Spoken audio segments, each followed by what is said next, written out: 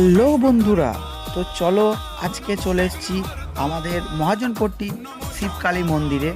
তো এই শিবকালী মন্দিরে একটা অনেক কাহিনী আছে বন্ধুরা।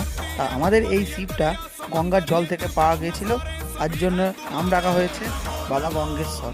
তো এই বাবা গঙ্গেশ্বরের মন্দিরে কারা কারা এসছো অবশ্যই জানাবে।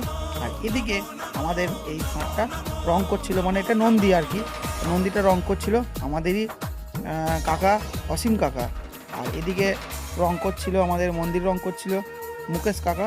তো মুকেশ কাকা আজকে ছিল না, তা ওনারই একটা মানে লেবার ছিল। আর এদিকে সাহেব আর শ্রীকান্ত হাই দিয়ে চলে গেছে। তো বন্ধুরা, তোমরা কে কে আসছো শিব দুর্গা পুজোয় অবশ্যই জানাবে। কাজ আমাদের চলছে, রঙের কাজ। তো অবশ্যই কমপ্লিট হওয়ার পর তোমাদের অবশ্যই ভিডিওটা দেব। আর আজকের মতো ভিডিও এখানেই শেষ করছি। তো নেক্সট ভিডিওয় আবার তোমাদের সাথে দেখা হচ্ছে।